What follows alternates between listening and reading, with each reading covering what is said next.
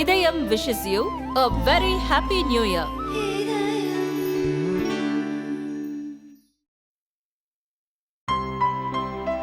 இனிமே கண்ணை மூடிட்டு கடலை எண்ணெய் வாங்கலாம். ஏன்னா மந்த்ரா கடலை எண்ணெய் இதயத்தின் தயாரிப்பு. வணக்கம். செய்திச் சுருக்கம். கல்வியும் அறிவியலும் சமூக வளர்ச்சிக்கு பயன்பட வேண்டும். பல்வேறு நலத்திட்டங்களை தொடங்கி வைக்க திருச்சி வந்த பிரதமர் மோடியை கவர்னர் ரவி, முதல்வர் ஸ்டாலின் வரவேற்றனர். பின்னர் பிரத்யேக வழியில் பாதுகாப்பு வாகனங்களுடன் திருச்சி புதுக்கோட்டை சாலையில் உள்ள பாரதிதாசன் பல்கலைக்கழகத்திற்கு பிரதமர் மோடி சென்றார். திருச்சி வந்த பிரதமர் மோடிக்கு பாரதிய ஜனதா கட்சியினர் உற்சாக வரவேற்பு அளித்தனர். ஆயிரக்கணக்கான தொண்டர்கள் சாலையின் இருபுறங்களிலும் காத்திருந்து மலர் தூவி வரவேற்றனர். பாரதிதாசன் பல்கலையில் உள்ள பாரதிதாசன் சிலைக்கு பிரதமர் மோடி மலர் தூவி மரியாதை செலுத்தினார். பட்டங்களை பெறும் மாணவர்களுடன் குரூப் போட்டோ எடுத்துக்கொண்டார். மாணவர்களுக்கு புத்தாண்டு வாழ்த்துக்களை தெரிவித்தார். தொடர்ந்து மாணவர்கள் மத்தியில் உரையாற்றிய பிரதமர் மோடி, எனது மாணவ குடும்பமே, இந்த சமூகத்திற்கு நீங்கள் ஆற்ற வேண்டிய கடமை உள்ளது. கல்வியும் அறிவியலும் சமூக வளர்ச்சிக்கு பயன்பட வேண்டும். நீங்கள் கற்கும் கல்வியால் விவசாயிகளுக்கு உதவ வேண்டும். நீங்கள் கற்கும் பொருளாதாரம் நாட்டின் பொருளாதார முன்னேற்றத்திற்கு உதவ வேண்டும். 2047 வளர்ச்சியடைந்த இந்தியாவை உருவாக்க மாணவர்கள் உதவ வேண்டும் என பிரதமர் மோடி கூறினார். தமிழக மக்கள் மீது பாசம். மோடிக்கு கவர்னர் ரவி நன்றி. பல்வேறு நலத்திட்டங்களை துவக்கி வைக்க திருச்சி வந்த பிரதமர் மோடியை கவர்னர் ரவி, முதல்வர் ஸ்டாலின் வரவேற்றனர். பின்னர் பாரதிதாசன் பல்கலைக்கழக பட்டமளிப்பு விழாவில் மோடி பங்கேற்று மாணவர்களுக்கு பட்டங்களை வழங்கினார். திருச்சியில் பல்வேறு திட்டப்பணிகளை துவக்கி வைக்கும் பிரதமர் மோடிக்கு கவர்னர் ரவி நன்றி தெரிவித்துள்ளார். புனித பூமியான திருச்சிக்கு வருகை தந்துள்ள பிரதமர் நரேந்திர மோடியை நெஞ்சார வரவேற்கிறோம். தமிழக மக்கள் மீது வைத்துள்ள அபரிமிதமான அன்பு மற்றும் பாசத்துக்காகவும் மாநிலத்தின் நலன் மற்றும் உள்ளடக்கிய வளர்ச்சிக்கான அர்ப்பணிப்புக்காகவும் பிரதமர் மோடிக்கு நன்றி என கவர்னர் ரவி கூறியுள்ளார். உயர்கல்வியில் சிறந்து விளங்கும் தமிழகம். திருச்சி பாரதிதாசன் பல்கலைக்கழகத்தின் 38வது பட்டமளிப்பு விழாவில் பிரதமர் மோடி, கவர்னர் ரவி, முதல்வர் ஸ்டாலின் கலந்து கொண்டனர்.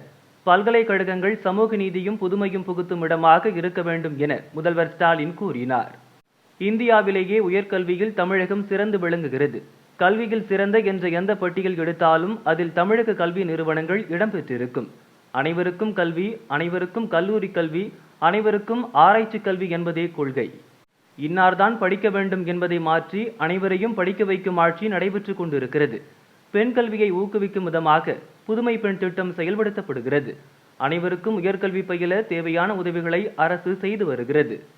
ஓராண்டில் 1.40 லட்சம் மாணவர்களுக்கு வேலைவாய்ப்பு பெற்றுத் தரப்பட்டுள்ளது. அனைவருக்கும் அனைத்தும் கிடைக்க அரசு நடவடிக்கை எடுத்து வருகிறது என முதல்வர் ஸ்டாலின் கூறினார். சொத்து வரி பெயர் மாற்றுவதற்கான கட்டணம் சத்தமில்லாமல் உயர்வு. தமிழகத்தில் கடந்த 2022 ஏப்ரலில் சொத்து வரி 150% வரை உயர்த்தப்பட்டது. அது தொடர்புடைய மற்ற கட்டணங்களும் உயர்த்தப்பட்டுள்ளன. சொத்து வரி அடிப்படையில் வீடுகளுக்கான திடக்கழிவு மேலாண்மை கட்டணங்கள் உயர்த்தப்பட்ட நிலையில் சொத்து வரி பெயர் மாற்ற கட்டணமும் சத்தமில்லாமல் உள்ளாட்சி அமைப்புகள் உயர்த்தி வருகின்றன. நகராட்சி, மாநகராட்சியில் சொத்து வரி பெயர் மாற்ற 500 முதல் 1500 ரூபாய் வரை நிலையாக கட்டணம் வசூலிக்கப்பட்டது. இந்த கட்டணம் 20,000 ரூபாயாக உயர்த்தப்பட்டுள்ளது. சொத்து மதிப்பு 5 லட்சம் ரூபாய்க்குள்ளிருந்தால் 1000 ரூபாய், 10 லட்சம் மதிப்புள்ள சொத்துக்கு 3000 ரூபாய், 20 லட்சம் மதிப்புள்ள சொத்துக்கு 5000 ரூபாய் கட்டணம் வசூலிக்கப்படுகிறது. சொத்து மதிப்பு 50 லட்சம் வரை இருந்தால் பெயர் மாற்ற 10,000 ரூபாய் செலவாகும். 1 கோடி ரூபாய் மதிப்புள்ள சொத்துக்கு 20,000 ரூபாய் செலுத்த வேண்டும். 1 கோடிக்கு மேல் மதிப்புள்ள சொத்துகளுக்கு ஒவ்வொரு கோடிக்கும் 20,000 ரூபாய் சொத்து பெயர் மாற்ற கட்டணம் செலுத்த வேண்டும். மாநகராட்சி, நகராட்சிகள் இதற்கான தீர்மானம் நிறைவேற்றி கட்டணங்களை நிர்ணயிக்க அரசு அறிவுறுத்தியுள்ளது.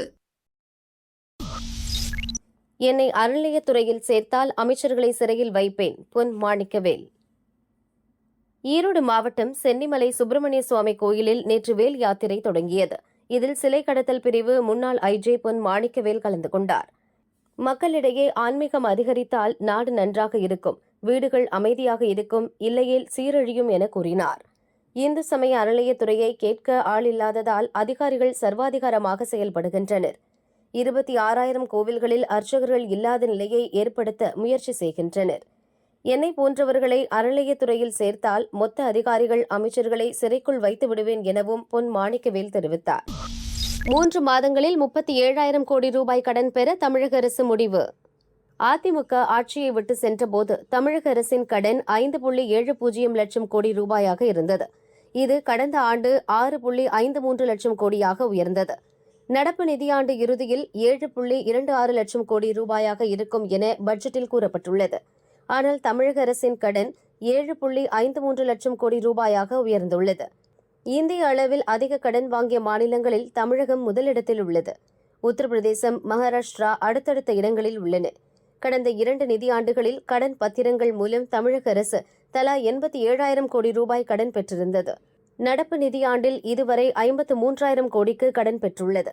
அடுத்த 3 மாதங்களில் கடன் பத்திரங்கள் மூலம் மேலும் 37,000 கோடி ரூபாய் கடன் பெற ரிசர்வ் வங்கியிடம் தமிழக அரசு அனுமதி பெற்றுள்ளது.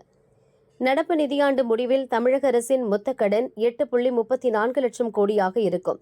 அதில் 6 லட்சம் கோடி கடன் பத்திரங்கள் மூலம் பெறப்பட்டதாக இருக்கும் என ரிசர்வ் வங்கி கூறியுள்ளது. இந்த ஆண்டு சென்னை மற்றும் தென் மாவட்டங்களில் ஏற்பட்ட வெள்ளத்தால் ஏற்பட்ட வருவாய் பாதிப்பு, மகளிர் உரிமை தொகை திட்டத்தை செயல்படுத்தியதால் கூடுதல் கடன் பெற வேண்டிய நிலை அரசுக்கு ஏற்பட்டுள்ளது. ஒரே நாளில் 155 முறை குலுங்கிய ஜப்பான். பசிபிக் பெருங்கடல் பகுதியில் அமைந்துள்ள தீவு நாடான ஜப்பானில் திங்களன்று இஷிகாவா, நிகாட்டா மாகாணங்களை மையமாக கொண்டு சக்தி வாய்ந்த பூகம்பம் ஏற்பட்டது. அடுத்தடுத்து தொடர்ந்து நிலநடுக்கம் ஏற்பட்டதால் ஜப்பான் மக்கள் பீதியில் உறைந்தனர்.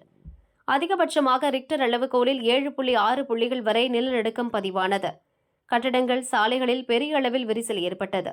இஷிகாவா மாகாணம் வஜிமா நகரில் பூமிக்கு அடியில் பதிந்திருந்த கேஸ் குழாய்கள் உடைந்து கேஸ் வெளியேறியதால் தீப்பிடித்தது. மின்சாரம் துண்டிக்கப்பட்டதால் 30,000க்கும் மேற்பட்ட வீடுகள் இருளில் மூழ்கின. சுனாமி எச்சரிக்கையும் விடப்பட்டதால் 5 மீட்டர் உயரம் வரை சுனாமி அலைகள் தாக்கக்கூடும் என ஜப்பான் புவியியல் ஆய்வு மையம் எச்சரிக்கை விடுத்தது. கொகைட்டோ தீவு முதல் கியூசு தீவு வரை கடலோர பகுதிகளில் வசிக்கும் மக்களை உடனடியாக வெளியேற்ற பிரதமர் ஃபுமியோ கிஷிடா உத்தரவிட்டார். எச்சரிக்கை விடுத்த சில நிமிடங்களில் ஜப்பானின் மேற்கு கடற்கரை பகுதிகளை 1.2 மீட்டர் உயரத்தில் சுனாமி அலைகள் தாக்கின. பல இடங்களில் கடல் நீர் ஊருக்குள் புகுந்ததால் அந்த பகுதிகளில் பெரும் பரபரப்பு ஏற்பட்டது. சக்தி வாய்ந்த பூகம்பத்தை தொடர்ந்து அடுத்தடுத்து ஒரே நாளில் 155 முறை நிலநடுக்கம் ஏற்பட்டதால் பல்வேறு இடங்களில் கட்டடங்கள் இடிந்து விழுந்தன. இந்த கட்டட இடிபாடுகளில் சிக்கி இதுவரை 30 பேர் இறந்துள்ளனர். இடிபாடுகளை அகற்றி மீட்புப் பணிகள் தொடர்வதால் பலி அதிகரிக்கலாம் என அஞ்சப்படுகிறது.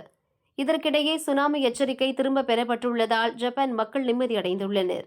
தொடர்ந்து நிலநடுக்கம் ஏற்படும் வாய்ப்பு இருப்பதால் மக்கள் தங்கள் வீடுகளில் இருந்து தள்ளி இருக்குமாறு அதிகாரிகள் எச்சரித்துள்ளனர்.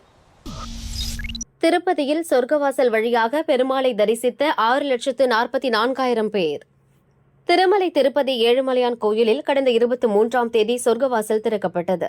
வைகுண்ட ஏகாதசிக்கு பின் 10 நாட்கள் நடைபெறும் ராபத்து உற்சவம் நிறைவடைந்தது. சிறப்பு பூஜைகள் செய்யப்பட்டு சொர்க்கவாசல் அடைக்கப்பட்டது. ராபத்து நாட்களில் சொர்க்கவாசல் வழியாக பக்தர்கள் சென்று சாமி தரிசனம் செய்ய அனுமதிக்கப்பட்டனர். 10 நாட்களில் கிட்டத்தட்ட 6,44,000 பேர் சொர்க்கவாசல் வழியாக பெருமாளை தரிசித்தனர். 2,13,000 பேர் முடி காணிக்கை செலுத்தினர். 10 நாட்களில் 40 கோடியே 18 லட்சம் ரூபாய் உண்டியல் காணிக்கை கிடைத்துள்ளது.